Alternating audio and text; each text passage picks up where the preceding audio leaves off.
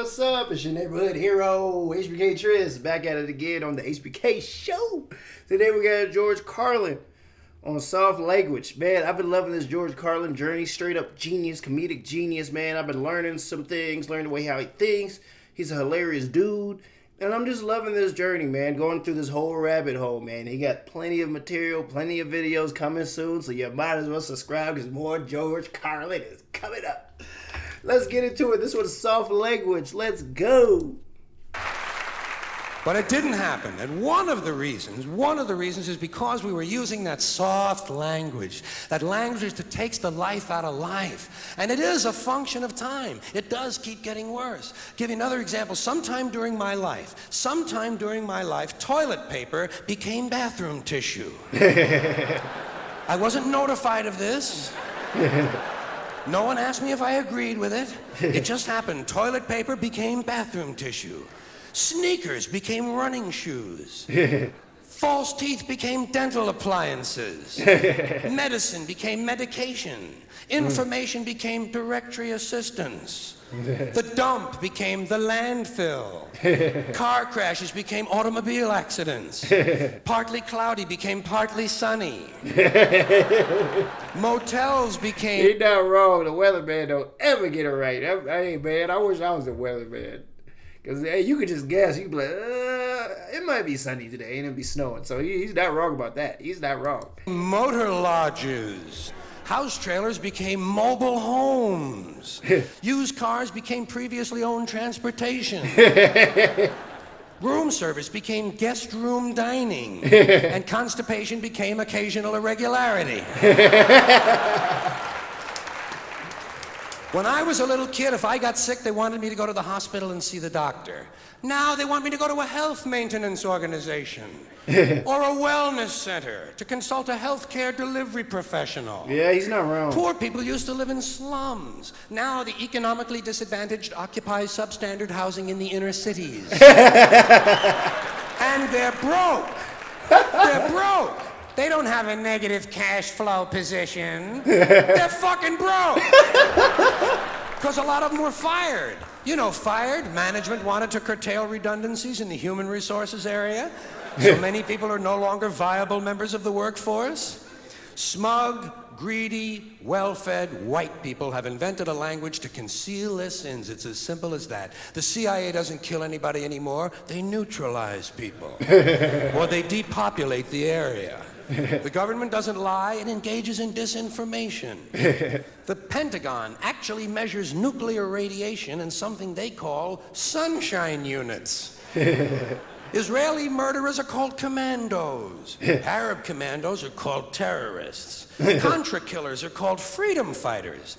Well, if crime fighters fight crime and firefighters fight fire, what do freedom fighters fight? They fight freedom. They never mention that part. Man, one thing about George Carlin, man, this man knows how to get a thought in his head, and he knows how to deep dive into it. Like, who thinks of this? It goes this deep into it. Only one man can, and that's George Carlin, man. A lot of things he's saying, I didn't, I'm laughing, and I'm like, oh, snap, yeah. I didn't think about that. They changed the name to almost everything. What do freedom fighters do, then? Do they fight for freedom, or are they fighting freedom? Arab commandos are called terrorists. Contra killers are called freedom fighters. Well, if crime fighters fight crime and firefighters fight fire, what do freedom fighters fight? They never mention that part of it to us, do they? Nope. Never mention that part of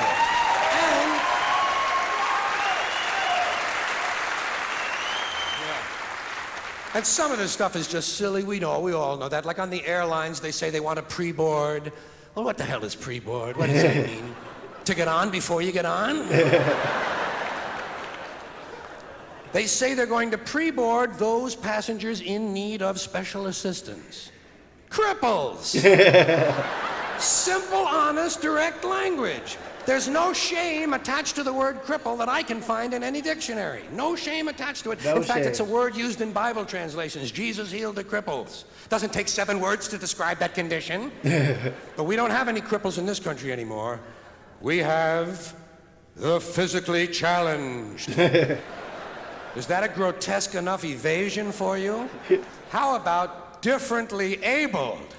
I've heard them call that differently abled.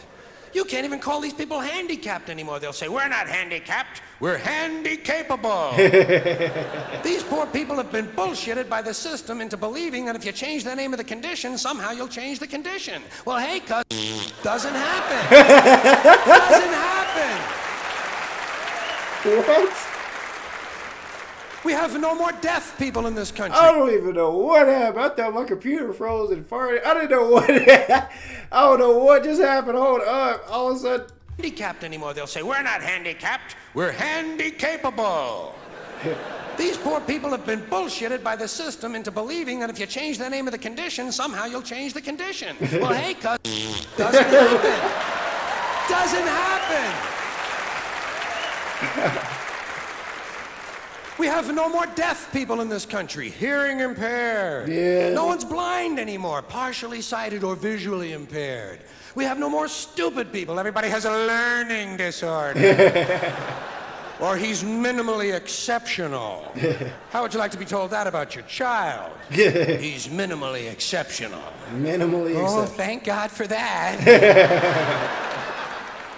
Psychologists actually have started calling ugly people those with severe appearance deficits. It's getting so bad that any day now I expect to hear a rape victim referred to as an unwilling sperm recipient.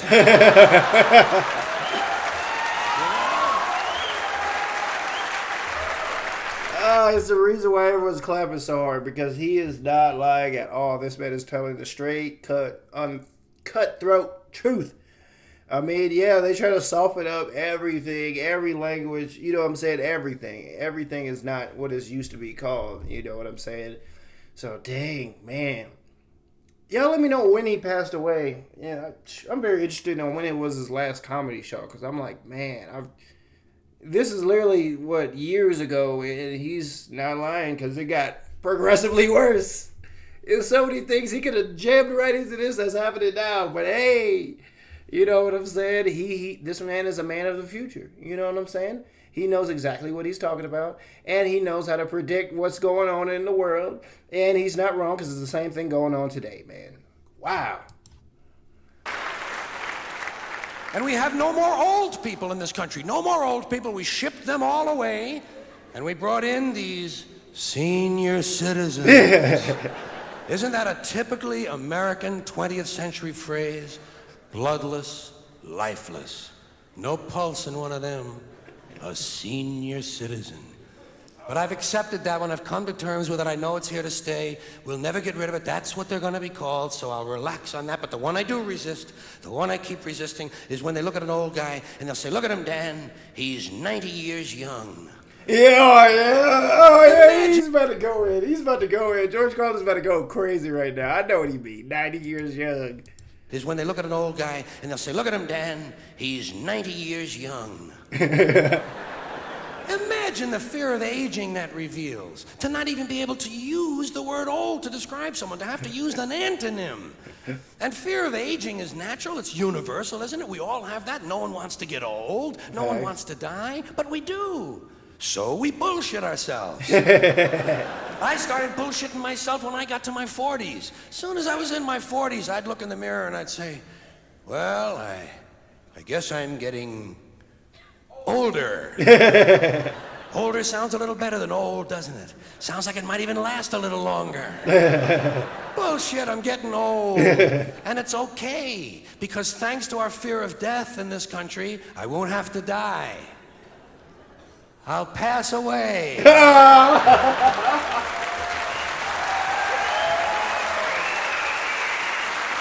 Oh, crap. Oh, crap. Oh, or I'll man. expire like a magazine subscription. If it happens in the hospital, they'll call it a terminal episode. The insurance company will refer to it as negative patient care outcome. And if it's the result of malpractice, they'll say it was a therapeutic misadventure. I'm telling you, some of this language makes me want to vomit. Well, maybe not vomit. Makes me want to engage in an involuntary personal protein spill. Thank you all. Oh, man. Oh, man. George Carlin with another great one. This was hilarious. This one was freaking funny, man. Every single topic he goes in on, man, he goes in depth, and he literally just tells you exactly what this man is thinking, and it's always right. I mean, it's gonna keep going that way too. There's certain things we will never be able to say again, you know. So, wow, he's not lying about none of the things he said in this. This was hilarious, hilarious. A genius, a funny man, and I'm getting really entertained by watching him. Y'all gotta like, comment, and subscribe. You might as well subscribe because more Carlin's coming through. Dang, man. I'm about to, trying to think of a better word for in the video. I don't know, man. I'm not George Carlin. Peace.